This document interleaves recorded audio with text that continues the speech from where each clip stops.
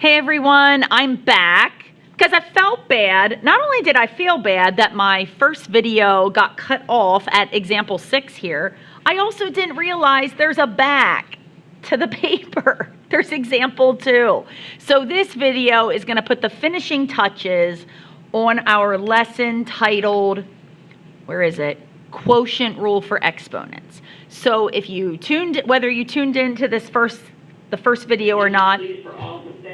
Oh my goodness, here we go again. If you are planning to attend the Leadership Summit meeting with Dr. Fox, please report to the auditorium at this time. If you're planning to attend the Leadership Summit meeting with Dr. Fox, please report to the auditorium at this time. Thank you. Okay, sorry about that. That's what happens when you make videos in school. You sometimes get interrupted. I think we had a phone call in the last video. But anyway, we're going to do number 6. But since I drew all around it, I actually recopied number 6 right here. So here we go. So let's just kind of work on what we were working on in the first video. For my students who write it out, your work is going to look like this. You're going to keep your 20 up top. You're going to write 5 x's multiplied together, 1, 2, 3, 4, 5. And next to that, you're going to write 3 y's, 1, 2, 3. On the bottom, you're going to carry over the 10, and then 2 x's, 1, 2, and 6 y's, 1, 2, 3, 4, 5, and 6. Okay, now we're going to strike out those things that are similar on both the top and the bottom. So I'm going to cross this x with this x with this x, and then I'm going to do y's. So I'm going to cancel y for y, y for y, and y for y. So again, 2 x's with 2 x's, that's all I can do. 3 of these y's with 3 of these y's. So what's left over? Well, we can definitely divide our coefficients. So let's divide 20 divided by 10. And of course, that's 2. And I want you to think of that as like 10 goes into 20 twice. So that kind of pulls the 2 to the top. So what we really have now, if we finish this, is on the top, let me do my fraction bar again. I've got a 2 now. Let's see, I've got 1, 2, 3 x's. Those are the only variables that are not crossed out. So 2x to the third. On the bottom, the 10's crossed out, these x's are crossed out, these y's are crossed out.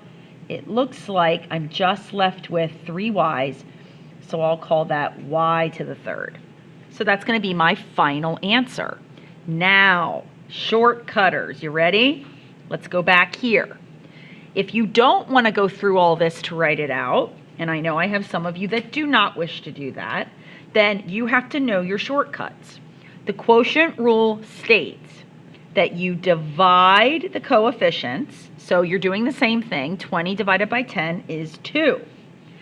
And that on bases that are the same, so like these x's, you have an x and an x, you subtract the exponents. So we're going to take 5 minus 2. Same thing for your y's. You're going to take 3 minus 6. So when you calculate this, you're going to have 2x, 5 minus 2 is 3, and then y, 3 minus 6 is negative 3. Now don't stop there. You are not allowed to have negative exponents in your final answer. So the problem child in this problem is this negative 3 and the base that it's attached to. The 2 is perfectly fine. The x to the third, perfectly fine. The problematic piece is the y to the negative third. All we do to fix that is we create a fraction with an upstairs and a downstairs. The good parts here can stay upstairs. The problem child goes down and turns positive. So bad behavior, it's going to turn good when you bring it to the bottom. And if you match up, take a look here. Let's do some comparing. We wrote it out, we got an answer. We did the shortcuts, we got the same answer. So that just verifies that you can do it either way. Okay, now look at the back, which I did not see earlier. Okay, this is going to be really quick and simple though. What this says is rewrite each expression with positive exponents only. So all the bad behavior needs to be changed. So let's take a look at number 1. You've got x raised to the -6. So that's rude. You can't have that. You're not allowed to have that. So being that there's no coefficient written here in front, I'm going to write a 1 because we know there's a 1 there. What that will allow me to do is establish the top and the bottom. So the 1 here is just fine. He can stay on top. But here's the problem child. It's the negative exponent and the base it's attached to. So x to the -6 will turn good when we bring it down and turn the 6 to a positive. So x to the -6 is equivalent to 1 over x to the 6, but this is the acceptable form. Okay, look at number 2. It's very similar, but this time the coefficient is 8. So again, create the upstairs and the downstairs. The 8 is perfectly acceptable as it is. The 8 isn't being raised to the -6.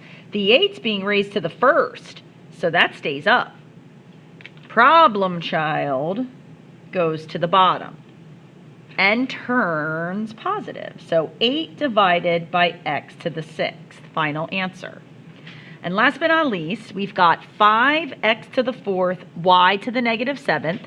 So you can already spot your problem child right here. Just the y, because it's just the negative and the base that it's attached to. So final answer here, staying upstairs, 5x to the 4th, coming on down, y, turn the sign to a positive. So this makes me feel better. We now have a full lesson. We've got our full note sheet on the quotient rule. We did all these examples. We did the second side. So now you should truly be good to go on your mastery. Good luck with that, and we'll see you for the next video.